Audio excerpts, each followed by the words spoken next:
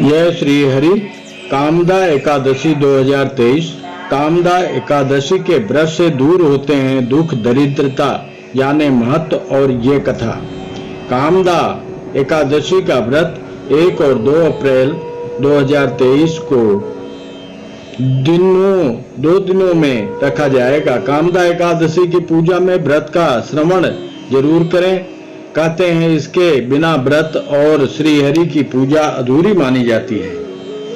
कामदा एकादशी 2023 हिंदू पंचांग के अनुसार कामदा एकादशी का व्रत 1 और 2 अप्रैल 2023 दोनों दिन रखा जाएगा। पहले दिन परिवारजनों को व्रत करना शुभ रहेगा, वही दूसरे दिन वैष्णव संप्रदाय की एकादशी है।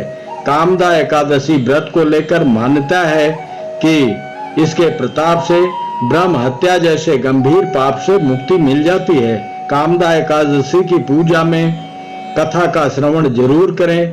कहते हैं इसके बिना व्रत और श्री हरि की पूजा अधूरी मानी जाती है। आइए जानते हैं कामदा एकादशी व्रत की कथा। शुभ मुहूर्त। कामदा एकादशी 2023 चैत्र शुक्ल एकादशी तिथि शुरू 1 अप्रैल 2023 प्रातः 1:58। चैत्र शुक्ल एकादशी तिथि समाप्त 2 अप्रैल 2023 सुबह 4:19।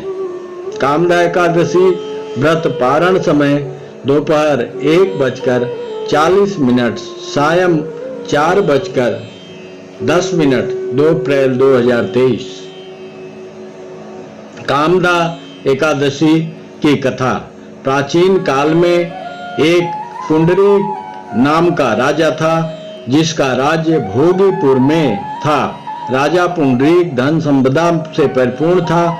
उसी राज्य में ललित और ललिता नाम के स्त्री और पुरुष रहते थे। दोनों के बीच अथाह प्रेम था।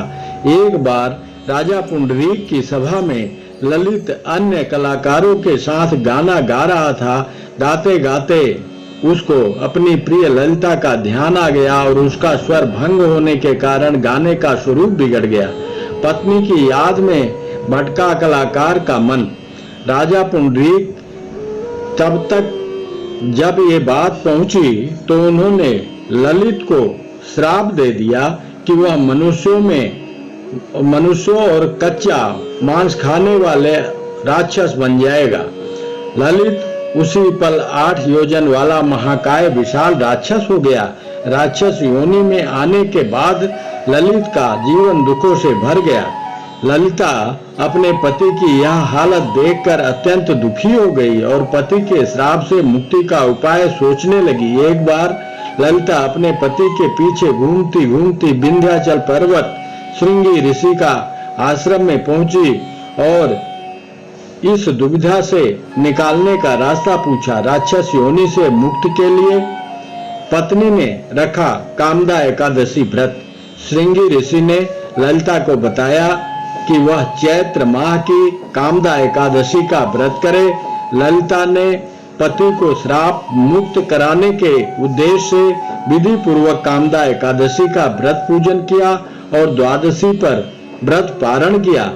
इस व्रत के प्रभाव से उसका पति ललित राक्षस योनि से मुक्त हो गया और पति पत्नी पुनः सुखी से जीवन यापन करने लगे। जय श्री हरि।